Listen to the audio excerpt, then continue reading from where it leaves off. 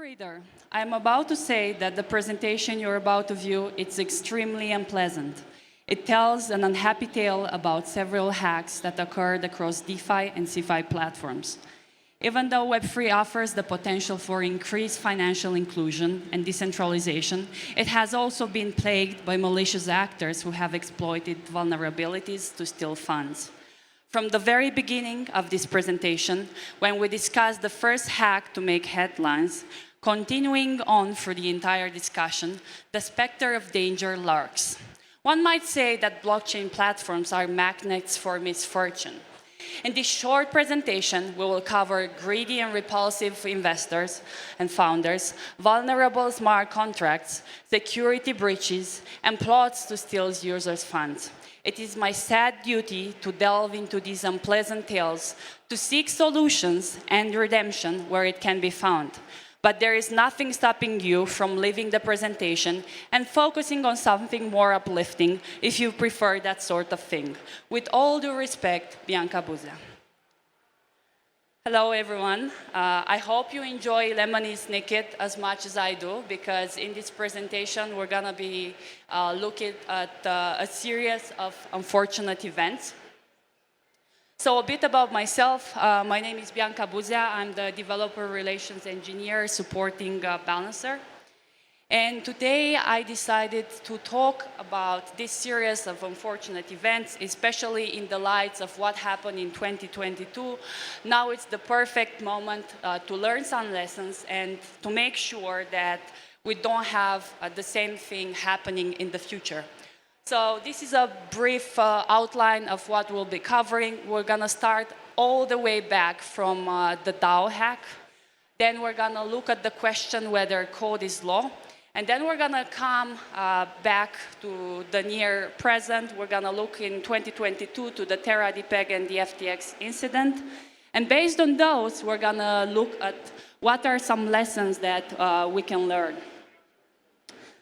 So there we go, the DAO overview. So the DAO was launched in 2016 as a decentralized autonomous organization, and it was designed to act as an investor-directed venture capital firm.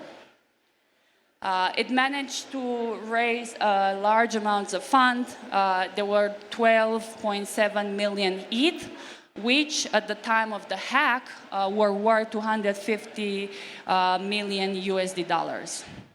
Now let's look a bit at the timeline of the events that happened. So the Ethereum Genesis block happened in July 13th in 2015, and 1 year later was the inception of the DAO by Slock IT in 2016. From the beginning, there were a couple of voices concerned about potential vulnerabilities with the DAO. However, the crowdfunding process continued. Therefore, in June 2016, there were 250 million in USD dollars, the equivalent in USD dollars. Later, in June, 70 million of ETH have been drained using a reentrancy attack. We're going to cover what is reentrancy, both in computing, but also when it comes to smart contracts. So at this point, the Ethereum community had to make a difficult choice. Basically, they had two options, either to do nothing and to act accordingly to the ethos of code is law, or to take action and to save the funds. Initially, a soft fork was proposed by Vitalik. However, it was discovered that the soft fork was vulnerable. And therefore, in June 20, the Ethereum hard fork was announced, basically to roll back the history of the blockchain. Now, as I promised, we're going to look at reentrancy. First, we're going to look what is reentrancy in general in computing. So a procedure is reentrant if it can be interrupted in the middle of its execution, and then it can be safely restored.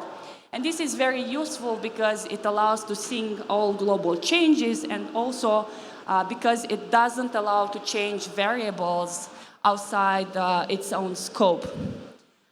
This is, again, useful if you have multiple threads, if you have parallelization, But when it comes to smart contracts, you don't want to have reentrancy.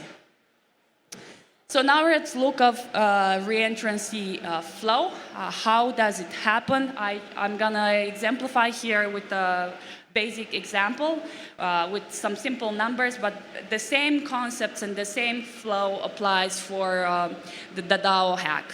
So you have a vulnerable smart contract that stores some ETH. Let's say we have 10 ETH in this smart contract. Then the attacker deposits 1 ETH. The attacker calls the withdraw function in order to send that ETH to the receiver, which is the malicious contract.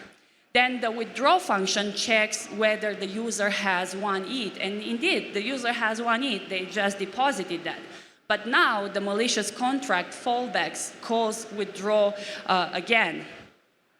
And the problem is that the balance of the user has not been updated. Therefore, it can withdraw more ETH, even though it doesn't have more ETH. It has only 1 ETH. So you can see how, by repeating this process in a loop, the malicious smart contract, the attacker, can withdraw all the ETH and empty the vulnerable smart contract. So here it's a diagram that basically describes what I just explained. So in the case of the DAO hack, we had like 2 contracts. We can assume a contract B, which is the attacker, and the contract A, the vulnerable smart contract. And the contract B, the attacker, basically interrupts the contract A before it finishes updating its own balance. So this is the reentrancy. Now going back to our fork. After the hard fork, there resulted in 2 chains, Ethereum and Ethereum Classic. And those who refused to accept the hard fork that rolled back the blockchain basically supported Ethereum Classic. So now, again, this raises the question whether code is law. So we have 2 camps here. Those that think that it is good that we were able to erase successfully a cyber theft, and the other camp that believes that blockchain should be immutable no matter what. So the second camp that believes in blockchain immutability are the Ethereum Classic proponents, and they believe in the ethos of code is king. Nevertheless, most of the communities agree that in this case, user safety was more important, and that's the version of Ether that we have today. Now, we're going to look at the Terra Luna crash. We're going to go all the way until 2022.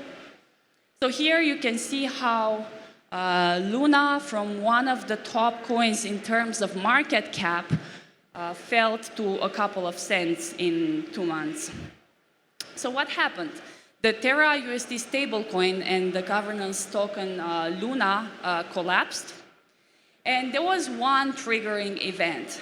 Anchor protocol, where most of the USD was locked, 72 to be precise. They announced that they're going to decrease their interest rate.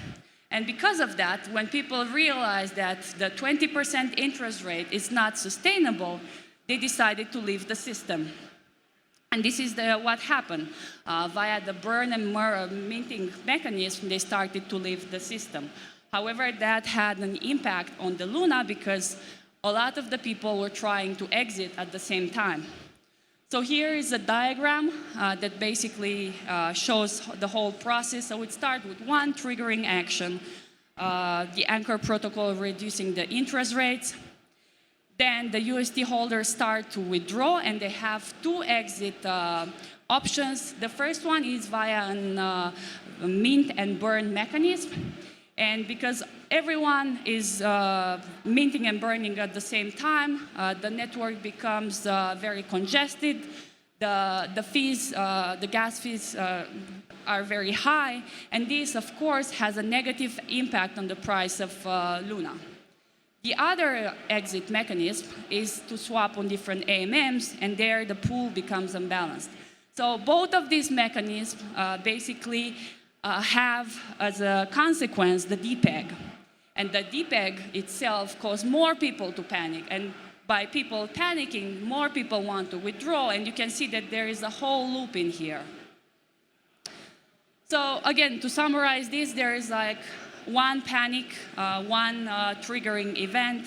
Then there is the burn UST for Luna. Then the Luna supplies increases, which of course, as a result, makes the Luna price to drop. And this, as a consequence, makes the UST to start losing its peg, which causes more panic. Now, let's look at the FTX incident. This is quite similar. So this also happened with one triggering action. In November the 2nd, there was an article that basically announced about the Alameda's FTT positions. Then, after that article was released, Binance announced that it wants to liquidate its FTT position. Later, the FTX sought the bailout from Binance and VCs.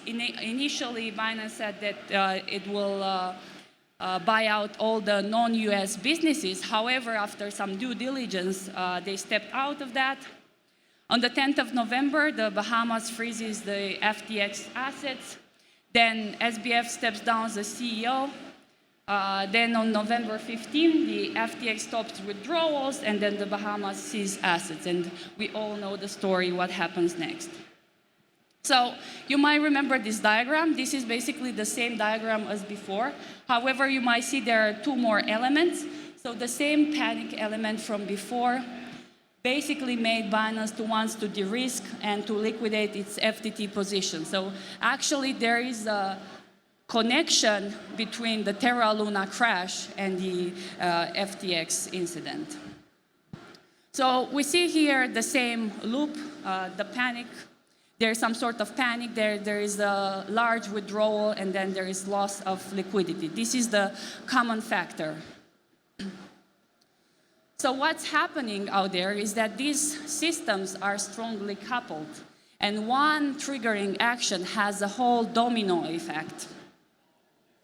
Here I put back-to-back the two diagrams, the one from the reentrancy and the killer loop for Terra Luna and FTX.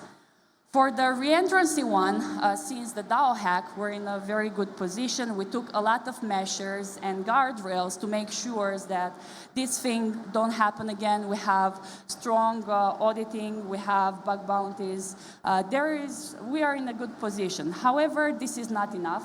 Now we need to address the second part. And to do that, we need to continue to value decentralization, and we need to decouple the system. We need to decouple any economic systems. And to do that, we need to expand the community to decentralize control, and we need education. That was it from me. Thank you very much.